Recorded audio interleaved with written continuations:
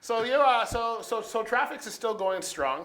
Very much so. And you've changing some lanes and stuff. And, yeah, we were running North Carolina, and there was a lot of pushback from owner operators and even some of the company guys. They just didn't.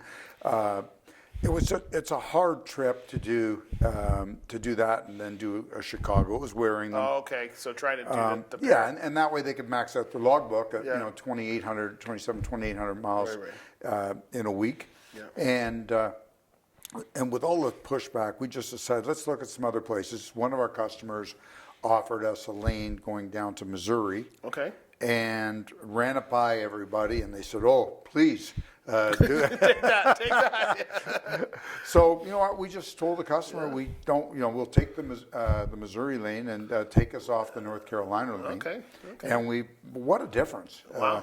Morale, and it wasn't bad before, but there were a lot of guys coming into my office going, "Yeah, I think you can find another place for us to go besides for Chicago, other than North Carolina. I hate it." And you have that pushback all the time.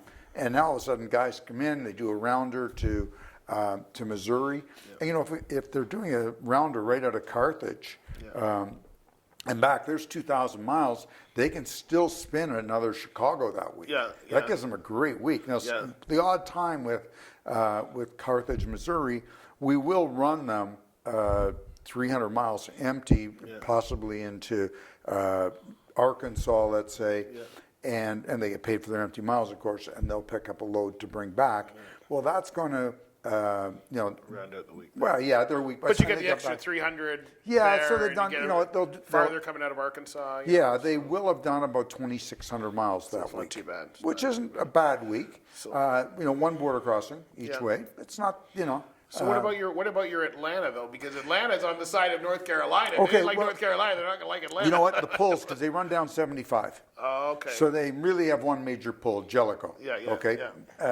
So and 75 is a pretty, it's a pretty good road. Yeah. So they don't mind that, and then they can do. It's the same distance really as Carthage, so they can do a Atlanta round trip, and then come back and do a Chicago. Okay, all right. So see, the odd guy used to be able to just, if all the freight gods lined up, they could do. They don't usually line up. You're right. But they could, the odd time, they could do 2 North Carolinas in a week, just because our yard is located in Milton, so they could. They could just get back, but it was tight. That would give somebody a phenomenal week, but it would beat the heck out of them. They were tired. They came in on Sunday. They didn't want to go until Wednesday. So we got no hills to Missouri. We've got This is pretty clean to Missouri. It is. You know what? And they can go through. They can go through Indy. They don't have to go through Chicago. Right. They can cross the lines at Sarnia even. Go down that 69 there, 65 over to Indy. Cut across, go into Carthage. And come back same way sometimes. Depends on what we have. Okay. So and it's an easy trip. Yeah, that's good. That's good. So now an Atlanta and a Chicago would pair, and then a Missouri and Atlanta and a Chicago would pair if things are right. And then Minnesota's a single trip on its own usually.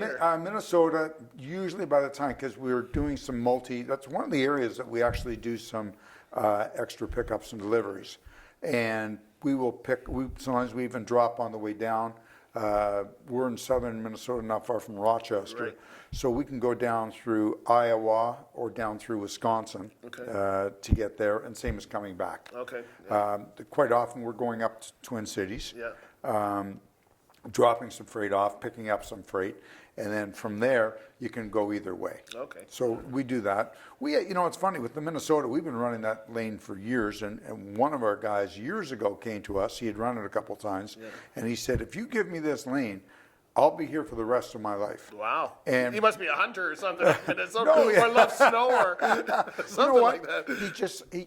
He leaves here every Saturday at 12 noon. Okay. You can set your clock, and you'll see him. I've actually caught him going. I was heading back east towards Toronto through Wisconsin, and sure enough, 4:00 in the afternoon, there he is.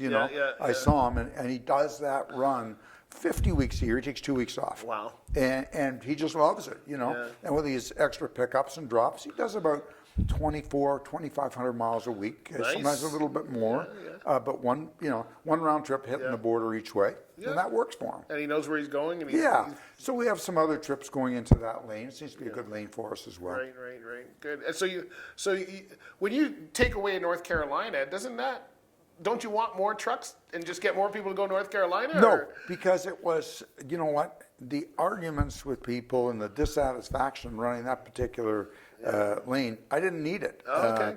Nobody wanted it. Right. So let somebody else have it. And we're busy enough. You know, the customer loves what we're doing on the Carthage, and our Chicago customer, he would give us tons more freight. We can't buy the trailers, so there's no sense ramping up. Yeah. We're maxed out for trailers. Just keeping it steady. And We're keeping it steady, and we've got a little bit of room here. We do need about 5 or 6 people right now because of the amount of business we've taken on. Yeah. Do I want to add another 30 or 40? No, I don't, because I think it'll just it'll take us off our game. Right. It's real tight. It runs like a family. It has for years. Yep. Our fleet operations are just, it's almost dedicated, but I dare not use that term because that's used so commonly. You know, people who are dedicated, they think they're doing automotive. Yeah, and then they don't, you've got the one guy, he does Minnesota every week. Do the owner operators, do they have a chance to switch around? Do you make them switch around? No, he won't. Or okay. He told you, he says, as long as you get that. So, you know what, you may run Atlanta this week and then, come back, do a Chicago. And then next week you may end up, just because of the way your time is, you may do 2 Chicagos. Right. And then the next week you'll get a better week. Right. Okay. You know, and I do have a group of individuals here that only want to go to Chicago. Really? Yeah. They want to run. Well, they want to do 2 Chicagos a week. Yeah. And because we don't deliver in the city of Chicago. Right. Okay. We go to the outskirts. Right. So we're going into the outlying areas. So a round trip is somewhere between, from Milton to our delivery point and back, is somewhere between 1,175 miles. Okay. So these individuals want to do 2 of those every week, and they find it's not hard, and they're in a situation where they either have very small kids, or their wives want them home a little bit because the wives don't drive. Right. And they want to take them shopping or go see the grandkids or go to the doctors or whatever. Yeah. So it works out great for them. Okay. So there's some options there. And there are for people, for somebody that's not trying to set the world on fire, that just want to be steady, right? I think that's part of this whole game, just being steady. You get these guys who run 4,000 one week and then 1,000 the next week, and they and then they wonder why they're always out of. I don't meet very many Canadians like that. Yeah. I find most of the Canadian owner-operators and drivers in general, they're usually family people now, and they want predictability. Yeah. It's very important to them, and we've been able to come up with that. So it's the same thing all the time. What about trucks and stuff like that? What do we need as far as power to?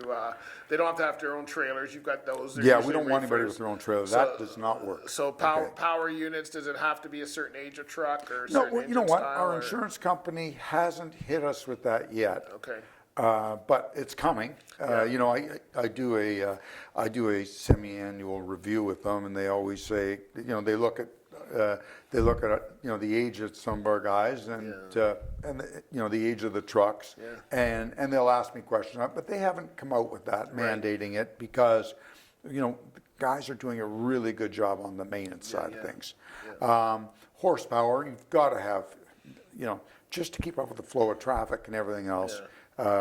Minimum 450 horse. It's just standard today. Yeah, but I don't think anybody orders less than that anyway, do they? I don't even know if you can. Who's ordering a 275 horse? Well, I started out on. The Cummins used to be that, right? My first truck was a 205 Mack that had a big.